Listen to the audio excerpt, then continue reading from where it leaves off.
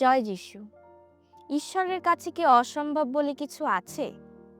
প্রিয় ভাই ও বোনেরা, আজ আমাদের আলোচনার অংশ হলো আদিপুস্তক 18 অধ্যায় 1 থেকে 15 পদ। এখানে আমরা এক চমৎকার ঘটনার সাক্ষী হই। মর্মির অলন গাছের কাছে অব্রাহাম যখন বসেছিলেন, তখন ঈশ্বর 3 জন পথিকের বেশে তার কাছে উপস্থিত হন। এই পাঠটি আমাদের শেখায় কিভাবে ঈশ্বর আমাদের জীবনে অলৌকিক প্রতিশ্রুতি নিয়ে আসেন, এমনকি যখন আমরা আশা ছেড়ে দিই। 2 থেকে 8 পদের আলোকে আমরা দেখতে পাই সেবার মাধ্যমে ঈশ্বরের সাক্ষাৎ। অব্রাহাম এই আগন্তুকদের সাধারণ পথিক ভেবেছিলেন, কিন্তু তিনি তাদের সেবা করতে বিন্দু মাত্র দেরি করেননি। তিনি দৌড়ে গিয়ে তাদের অভ্যর্থনা জানান এবং সেরা খাবার তৈরি করেন। আমরা যখন অন্যের সেবা করি, তখন অনেক সময় অজান্তে ঈশ্বরের সেবা করি। অব্রাহামের আতিথেয়তা তার নম্রতা ও প্রেমের পরিচয় দেয়। 10 পদের আলোকে আমরা দেখতে পাই সময়ের গুরুত্ব ও প্রতিশ্রুতি।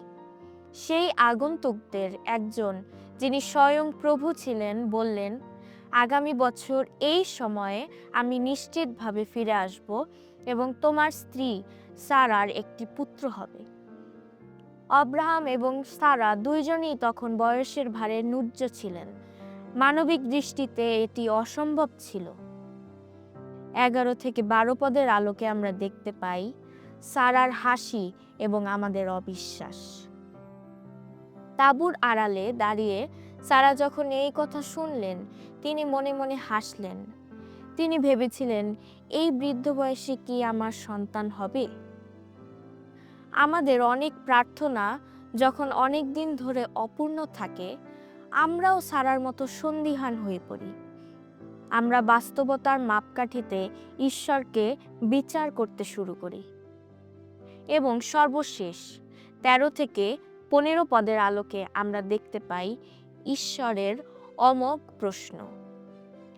ঈশ্বর সারার মনের চিন্তা জানতে পারলেন এবং সেই বিখ্যাত প্রশ্নটি করলেন, সদাপ্রভুর সাধ্যের অতীত কি কিছু আছে? এটি লেখা আছে আদিপুস্তক 18 অধ্যায় 14 পদে। এই একটি বাক্যই আমাদের বিশ্বাসের মূল ভিত্তি।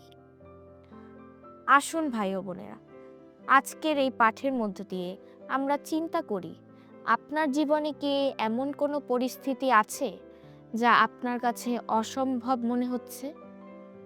মনে রাখবেন, ঈশ্বর সময়ের অতীত নন এবং তার কাছে অসম্ভব বলে কিছু নেই। কেবল বিশ্বাস রাখুন এবং তার সময়ের জন্য অপেক্ষা করুন। ইম্মানুয়েল সবাইকে।